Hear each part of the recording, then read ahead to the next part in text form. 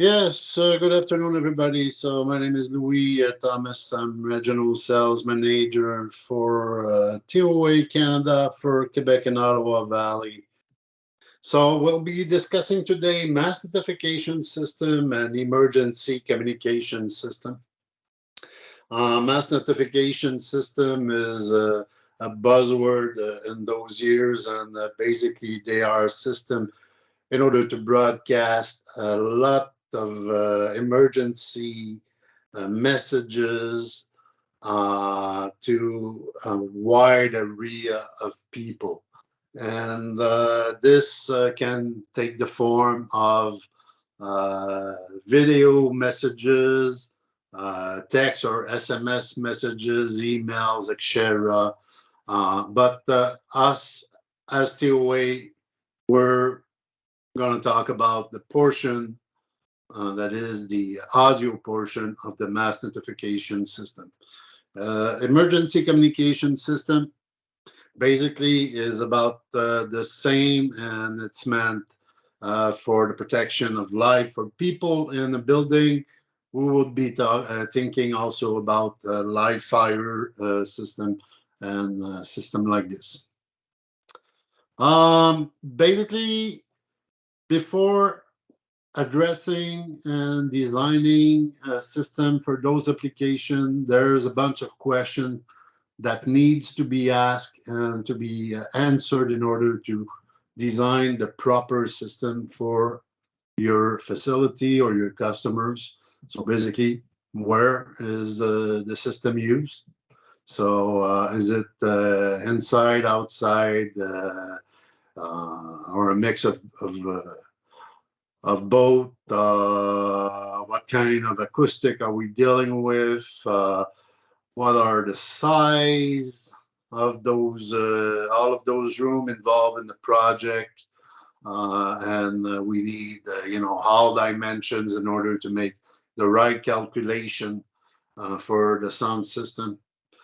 Um, is the speaker we're going to be using ceiling mount? So if yes, do we need plenum rated speakers or not? And the other question we'll have to ask is, what will the system be used for? Yes, mass notification, voice evacuation, and those systems, but over and beyond, we can also do some day-to-day paging in that system, some signaling. Will the system be used also for background music distribution or foreground music distribution? Um, and what are your customer expectations for the quality of sound? What kind of frequency response do we need to provide to the customer? Um, and also, one of the most important factor to be considerate, especially when we're talking about um, mass notification system or emergency system, is what level of intelligibility do we need in this space? And we'll be discussing about intelligibility more in detail later on.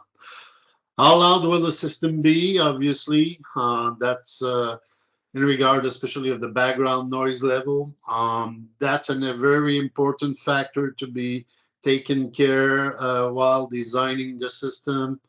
And we need this information, and we'll figure out why later on. How will the speaker be mounted? Again, ceiling, wall, fly. Uh, Speaking of intelligibility, is there a reference STI level to be achieved? And we'll understand a little bit more that later on in the presentation, but STI is the measurement for speech intelligibility. What amplifier power and wiring is required? Also, the design of the system will drive that, and we'll find out how we can figure that out later on. Do we require signal processing? Basically, most of the modern equipment will have some DSP built in, but some not, depending of the size of the system we'll be dealing with. Obviously, muting capabilities or priorities for inputs will be necessary as well. How many zones are we dealing with? Do we need multi-amplifier zones? So this will also be determined while we are doing the design of this system. And what type of input source do we need? Basically, those systems are meant for paging or broadcasting some voice. Are they going to be live? If it's live, is it going to be from microphone? Is it going to be from telephone input source? If we need to broadcast some background music, what are we going to be using as far as material playback device? Is it going to be a music service? Will it be a streamer or whatever? Um, those are all questions that you need to address before designing the system for all the inputs that you will need to use in your system. Now that we have asked all those questions, we'll need to figure out what type of system we need to design, and we want to understand what is the background noise and what is the SPL. So just to give you some quick example reference for sound pressure level. So basically, when you're whispering softly to somebody just beside you, the sound level pressure is going to be around 30 dB. The background noise average in a business office, a quiet business office, is going to be around 50 dB.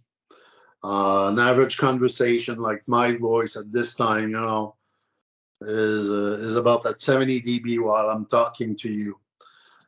Truck traffic is 90 dB, and a rock concert will average around 115 dB with some peaks that might be even higher than this. So basically, a variation of 3 dB is what we are perceiving. And in order to have the impression that the volume has doubled, we're talking about around 10 dB.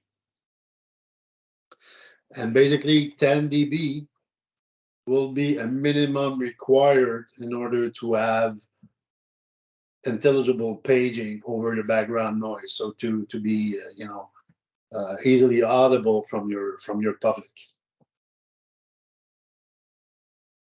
Now, another spec that is really important when we're designing such systems are the sensitivity of the speakers you're going to be utilizing. Because this spec there, the sensitivity, will give you the reference in order to make sure that your design will work in your space in regards of the background noise, in regards of also the intelligibility that you want to achieve. So how does it work? So basically, in order to hear a difference, so getting this 3 dB, that is the difference that our ears can figure out, is we need to double up the power of a speaker. So in order to have a speaker that has a sensitivity of 90 dB at 1 watt at 1 meter, in order to get 93 dB, we'll need to double up the power. Just like as mentioned below, so at 1 watt, we have 90 dB of output at 1 meter. If we double up at 2 watt, 93 dB, 4 watt, 96, and so on. Now, the inverse. How much sound pressure level am I losing while I'm getting away from that speaker? So basically, when you're doubling the distance, you're losing 6 dB. So basically the maths are here also very simple. So this 90 dB efficient speaker at 1 meter will have 84 dB at 2 meters, 78 at 4, and 72 at 8 meters.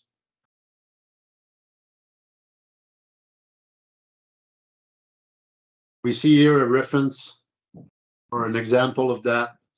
So the speaker installed on the ceiling at 0 meter has is efficiency of 90 dB at 1 meter. Our project here, the audience, so the ear level is set at 4 meters. So basically we have 78 dB from this same speaker with 1 watt at 4 meter of distance.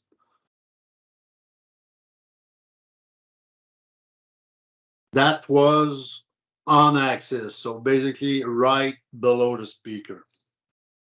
The other thing that you need to figure out is when you're off axis of the speaker at 30 degrees, you're also losing 6 dB. So this 78 dB on axis, when you're off axis, is 72 dB off axis. So basically, that's why we'll make spacing between the speakers in a fashion that we will not too much losing sound pressure off axis. The spacing here has been set up so we have a minus 3 dB variation between the speaker, which is basically the rule of thumb for designing a system. You want to have a maximum of 3 dB of variation. Excuse me, a 3 dB variation when you're designing a system.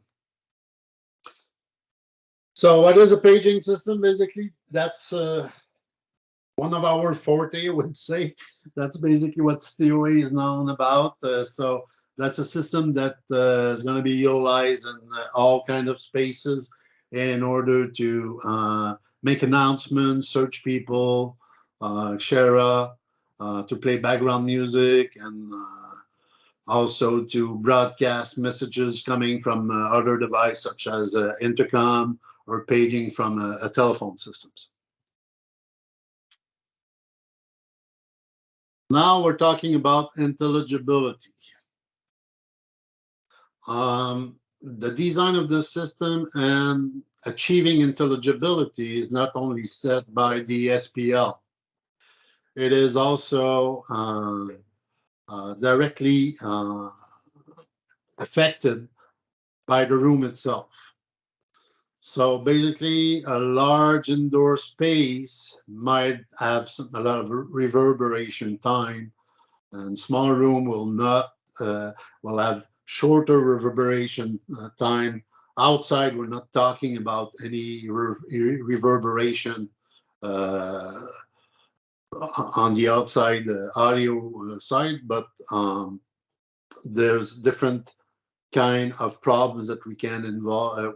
We can meet outside, especially with wind, humidity, heat, will affect the specs of your audio wave signal.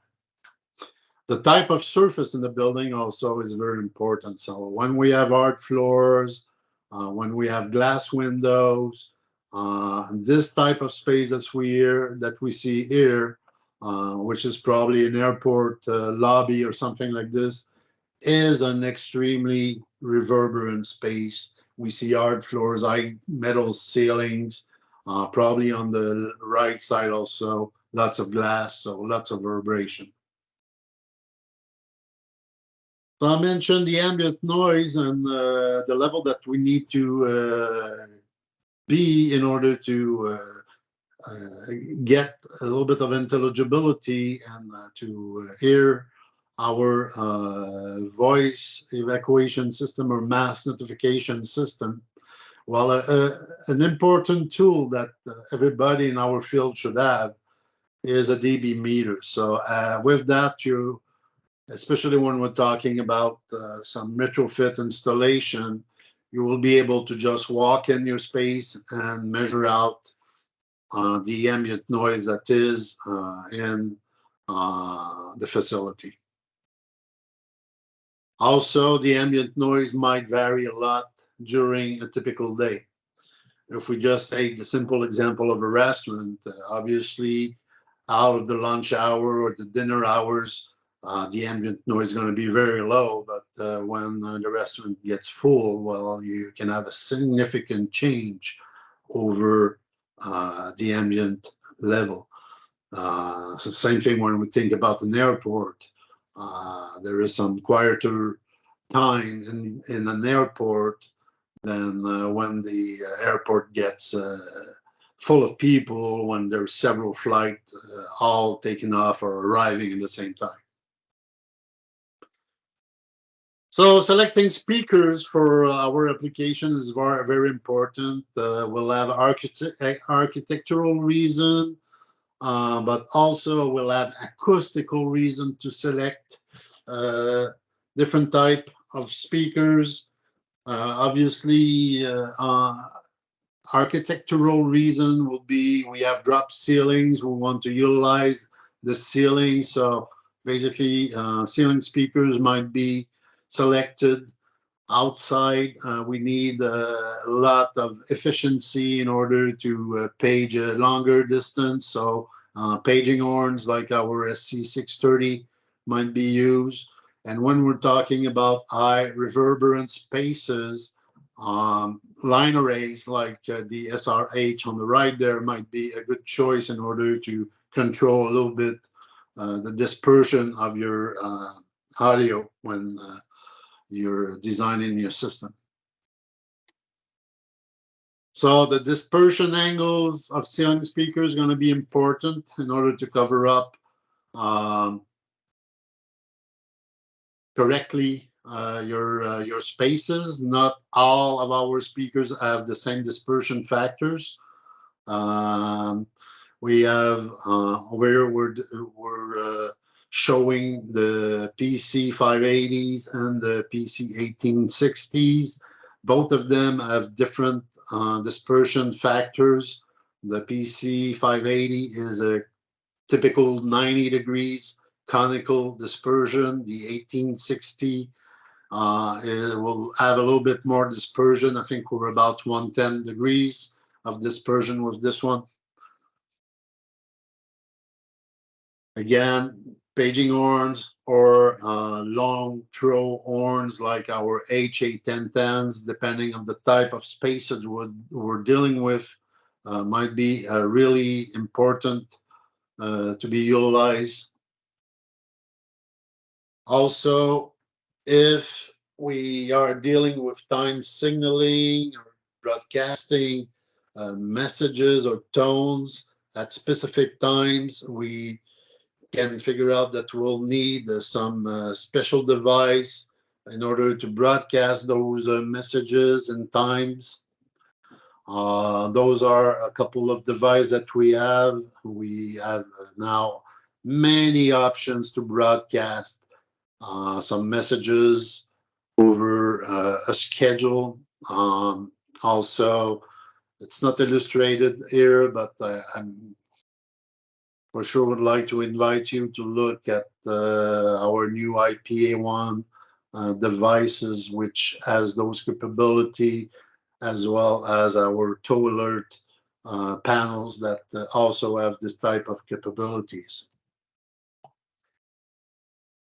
So all I said about, design, etc., are not now really much achieved by hand.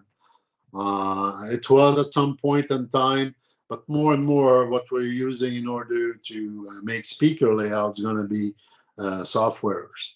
Here we're illustrating EasyVac, which is a simulator that would give us lots of information concerning speaker layout. It's going to give us the SPL that we're able to reproduce.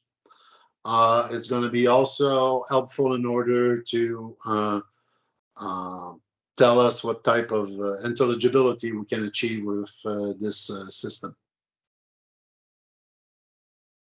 Like I said, lot of those systems will be for live announcement, especially for mass notification or emergency systems. So the right inputs and the right device in order to achieve that are necessary.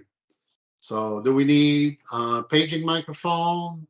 Do we need zone paging telephone inputs? What kind of telephony are we dealing with if it's the case? Are we talking about analog telephony or IP telephony? We now have a SIP device. We're illustrating here the SP11N, which is a SIP with capability of triggering up to 5 different zones or group of zones at the same time. We also, like I've mentioned just a little bit earlier, now the IPA1 line that has a single SIP box in order to accommodate paging to amplifier for one zone. And you can have the number of box needed for the number of zone that you need. Network adapter, those can be also very practical when we're talking about very large installation, campus, as an example, college or university campus are a good example. So basically, this will give us the ability to carry the audio from one building to another one over the network.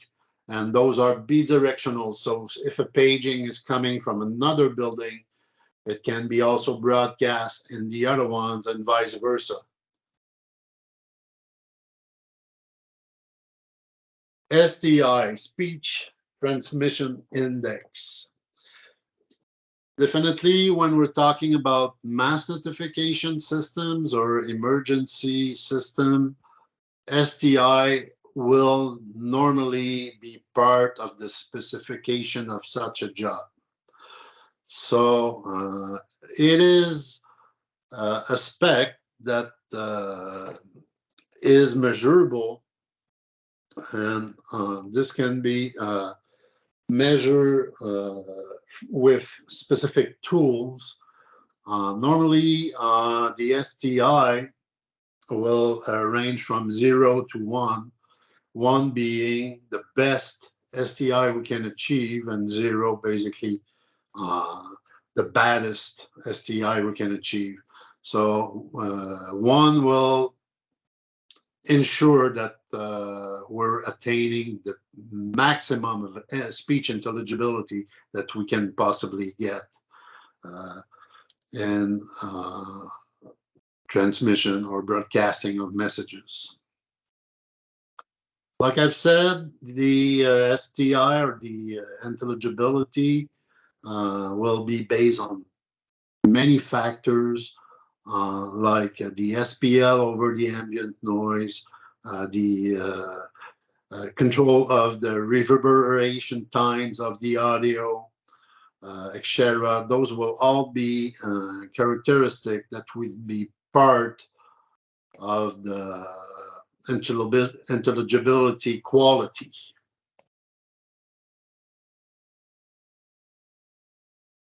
So, like I've mentioned, how is it measured? We're illustrating here a STIPA measurement machine. So basically, the STI, like I've mentioned, from 0.75 to 1 is an excellent speech transmission index. And obviously, the small is the number, and the poorest is your intelligibility factor. So basically, in public spaces, if there is some specs when mass notification system or emergency broadcasting system are designed in public facilities, normally they will call for 0.6 and more. Basically, around 0.7, 0.75 will be the target to be reached, which is not always easy depending on the spaces we're dealing with. If we have a lot of reverberation time in those spaces. So why is that so important? Well, it's the capacity of understanding the message that is broadcast. So this is what it is measuring exactly. It's the capacity of understanding each word that are in a page or a broadcast message uh, in a facility.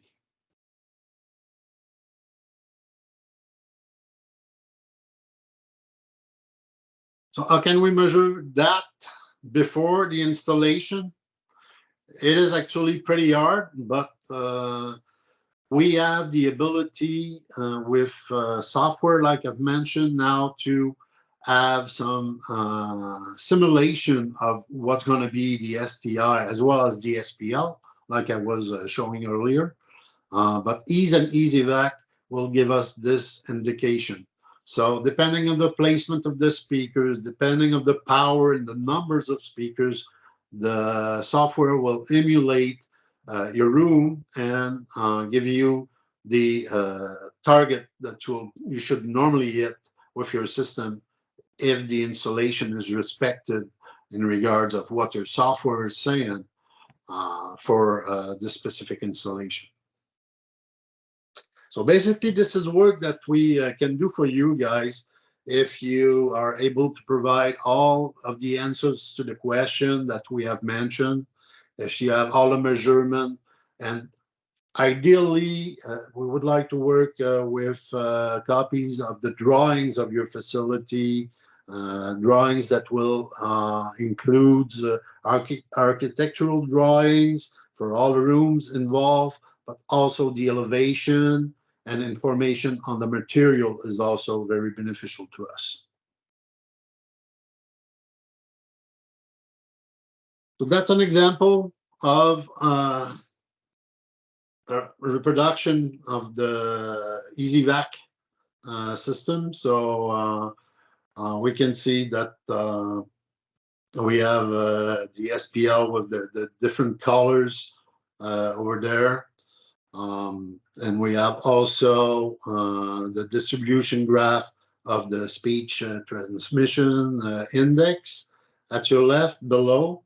So we can see that at the maximum we're hitting 0.72, which is very good actually. That's a very good speech transmission index for a system. Again, example there for another type of project illustrating what type of result that we can get from EasyVac in order to give some STI results. And if we cannot get the STI that is specified on the project, etc., what normally can we do?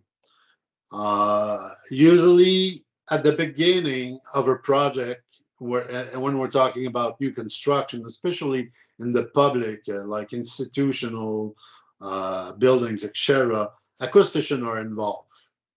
And normally they would select, material that would help to give to the building, a proper acoustic behaved room in order to be able to articulate messages in there. But it is also possible after the fact. Let's say you have done a system, you wanted an STI at the 0.7 and more, you cannot achieve that. Usually, and 90% of the time, it's going to be because of reverberation. So some additional acoustic panels can be added to the room in order to absorb the reverberation of your room. The speaker modeling or layout can be changed. Normally increasing, depending of the room. This is not a rule of thumb, but normally increasing the number of speakers and with lower volume on each of them would help.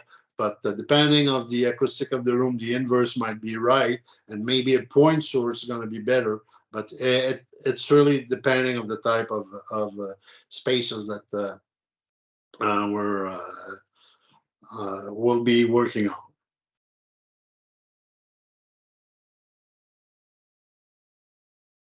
So a couple of examples there. Warehouse. Warehouse can be extremely reverberant spaces, especially if the shelving is not very high and what type of material is stocked in those warehouse. But on the other end, when shelving is very high, uh, it's going to be requiring way more speaker in order to achieve a good speech intelligibility, because those shelving will block basically the audio between each of them. So as we can see here, basically from this space there, this is the speaker layout that we get. So we have a lot of speaker horns in this scenario in order to cover up the spaces. Basically, that would be the type of equipment we would require for this type of system. So, as I've mentioned, we do have SIP telephony in this system. This SIP server is connecting to our Module SP11N on the chassis of a 9000 series. So, 4-zone paging actually we have 6 here, but the SIP module will give us the ability to page in one or all of those zones. Sport complex, multi-zone paging systems. Um, those can be pretty complex when it comes to zone paging, and we have certainly high powers areas there. TOA has done so many of them.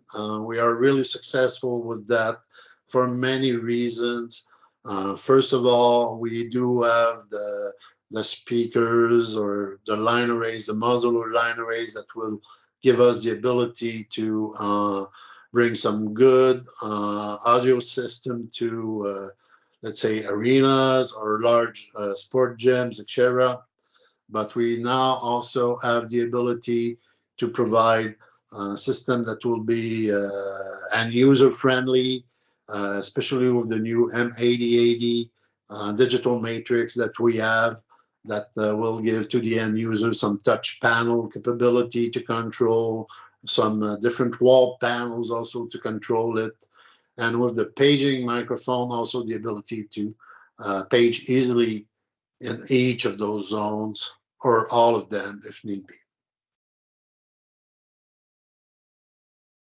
Now talking about voice evacuation system, um, TOA has a ULC S576 compliant system, which is the VM3000 system. So those are meant for small to medium application. We have the ability to go up to 60 zones of paging with those systems, being a certified ULCS 576 system. The mass notification standard of ULC is requiring a numbers of features that we need to meet in order to be compliant. So basically, we need to have backup power system, speaker line supervision, device supervision as well, and redundant amplifier as well for this type of mass notification or voice evacuation system. So the VM3000 is meeting those ULC standard now.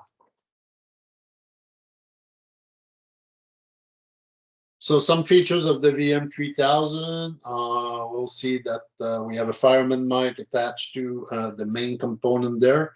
The VA is the brain of the system, I would say, that would manage all of the zones of your facility. We can have different remote microphone. We can broadcast background music. We can record all of the paging in all of the events. of the system. There's also a log of all the activities of the system available to the end user. That's a typical example of the matrix programming of the VM3000. So the ability to route all of the paging in all of the different zones of the system and manage all of the VM3000, especially handy when you're getting to a large system with 60 zones. A typical example of those system here. So we have in the school the principal's office that has the RM microphone that gives the ability to select different zones in order to page. We have the capability to broadcast some music over the zones that we want. It might be one or all of the zones, all of the classroom that are equipped with ceiling speakers in order to uh, broadcast all the messages. And we're covering also the outside with some CS horns in this example. Another example there with the VM3000s, a grocery store. So basically, we all have in grocery stores normally a multi-zone system because there's a selling floor, the staff rooms and the offices, the stock room is normally also a separate zone, and we have also sometimes some departments like the butcher area with their fridge, etc., or the fresh section of the grocery will be also normally at different zones. And obviously, there might be some speakers outside that have a different zones. So in this scenario, we have another type of remote microphone available to us on the right side, and some paging microphones for the cash register in order to call for help when need be. Another example here, an hotel, obviously, might be very handy for hotels. Another to cover up all the hallways, the lobbies, different rooms of the hotel.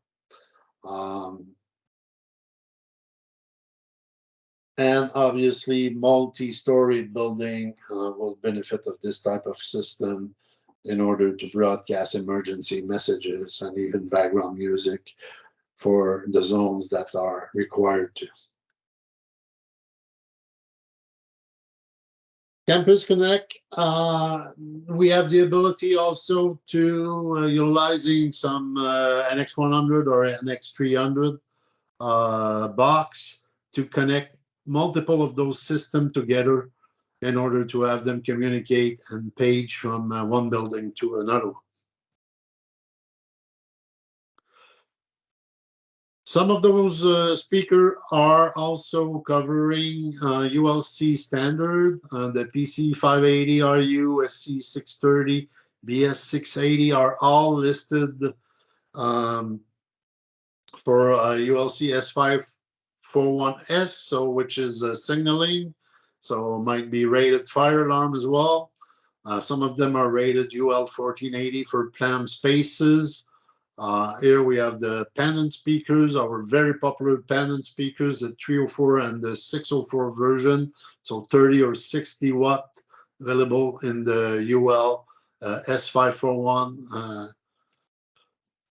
version, and our F-series ceiling speakers also available to us. On the right, special high power array also. Those have been designed by TOA in Japan.